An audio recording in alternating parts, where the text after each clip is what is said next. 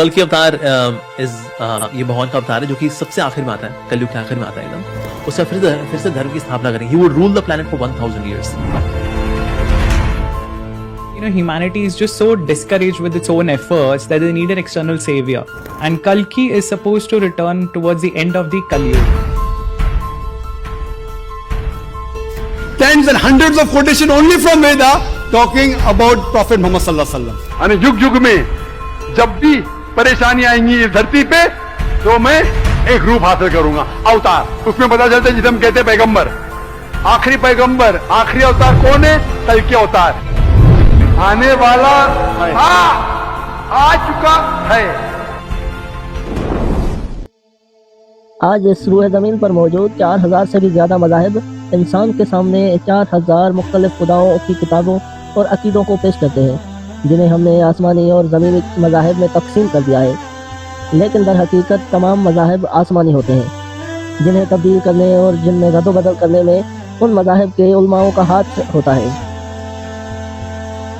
इन तमाम मज़ाहिब में तौहीद, रिसालत और आखिरत के तमाम तर तालीमात मौजूद होने के बावजूद उन्हें उनके पैरोकारों से छुपा दिया जाता है, जिसकी एक मिसाल उलमाए यहूद है, जिन्होंने तौरात में रद्द बदल की और उसकी असल पैगामात को छुपा दिया.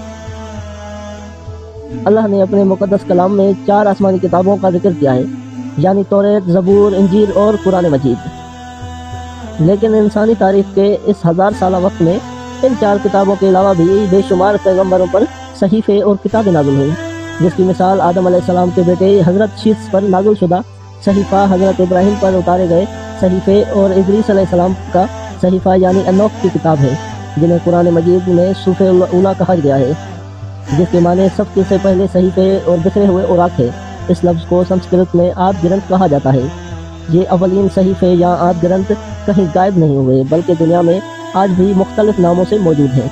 और यही नहीं बल्कि उनमें लिखी गई बातें और पेशन गोइयाँ किसी हैरान कुन मौजूद से कम नहीं. उन्हीं आद ग्रंथ में हिंदू धर्म की मशहूर किताब वेद है. दरअसल वेद हिंदू या सनातन मज़हब दुनिया की कदीम मज़ाहिब में से एक है. इस मज़हब के मुक़द्दस किताबों के मुताले से पता चलता है कि हज़रत नूह अलैहिस्सलाम के ज़माने में हिंदुस्तान में इस मज़हब का ज़हूर हुआ था. सरज़मीन हिंदुस्तान को साम बिन नूह की नस्ल से भरत नामी शख्स ने आबाद किया था, जिस मुनासिबत से हिंदुस्तान को भारत भी कहा जाता है. ज़ैद और कुरानों में आदम अलैहिस्सलाम, उनकी औलादों, इंसानी तारीख़ की इब्तिदा और हज़रत नूह का जिक्र मौजूद है, जिन्हें मनु कहा गया है. और आप अलैहिस्सलाम के ज़माने में आने वाली अजीम तूफ़ान की कहानी भी वेद में तफसील से मौजूद है, जिसे महाजल प्रलय का नाम दिया गया है. इसमें कोई शक नहीं कि अल्लाह ने दुनिया के हर इलाके और मुल्कों में कम अज़ कम एक पैगम्बर को ज़रूर मबूस फरमाया. लिहाजा हिंदुस्तान की सरज़मीन पर भी एक नबी ज़रूर मबूस हुए होंगे, जिनका नाम या तो तारीख़ के औराक में कहीं गुम हो गया या किसी दूसरी कौमों की तरह हिंदुओं ने भी अपना देवता बनाकर उनकी पूजा शुरू कर दी. लेकिन तमाम बड़े अक़वाम की तरफ मबूस होने वाले पैगम्बरों को अल्लाह ने वही के ज़रिए ये खबर दी थी कि आखिर ज़माने में पूरी दुनिया के सरदार और इंसानियत की रहनुमाई के लिए हज़रत मोहम्मद सल्लल्लाहु अलैहि वसल्लम का ज़हूर होगा, जो दुनिया में फैले कुफ्र और जुल्म की घने अंधेरों को दूर करेंगे. चुनांचे तौरात, ज़बूर और इंजील में हज़रत मोहम्मद सल्लल्लाहु अलैहि वसल्लम के आने की बशारत खुले अल्फाज में दी गई थी. लिहाजा दुनिया के इस कदीम मज़हब यानी सनातन धर्म की मुक़द्दस सहीफ़े वेद में भी सरकार दो आलम मोहम्मद सल्लल्लाहु अलैहि वसल्लम के आने की खुशखबरी मौजूद है. और ये पेशन गोई हज़ारों साल गुजरने और इन किताबों में ज़बरदस्त रद्द बदल होने के बावजूद वैसी की वैसी मौजूद है. दरअसल हिंदू मत की किताबों में उनकी असल तालीमात यानी एक खालिक व मालिक, आखिरत, जन्नत व दोज़ख का तसव्वुर भी मौजूद है. और इंसाफ पसंद हिंदू उलमा और मुहक्किकीन इन पेशन गोइयों की मौजूदगी का एतराफ़ भी करते हैं. अगर हिंदू मत की किताब में मौजूद उसूल और बुनियादी अकीदों की बात करें तो पुराणों में एक ईश्वर के अवतार का तस्वर मिलता है. लफ्ज़ अवतार का मतलब है ज़मीन पर आना, यानी वो हस्ती जिसे खुदा ज़मीन पर पैगाम पहुँचाने के लिए भेजे.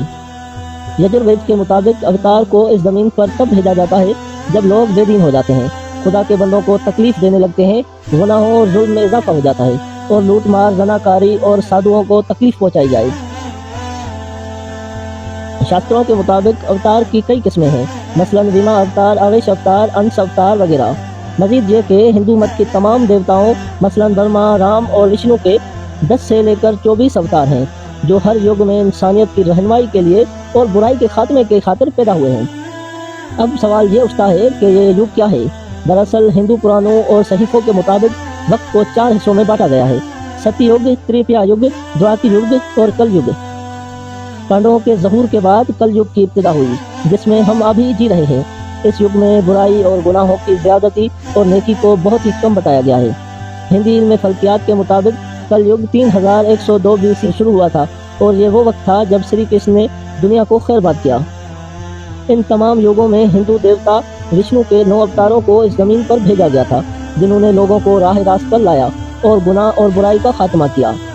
لیکن وشنو کے 10ویں اوتار یعنی کلکی اوتار کو آخری یگ یعنی کل یگ میں بھیجا جائے گا، جس کی پیشن گوئی، آنے کا زمانہ اور اس کے حالات اور پہچان سب کچھ ہندوؤں کے ایک مقدس کتاب کلکی پران میں موجود ہے۔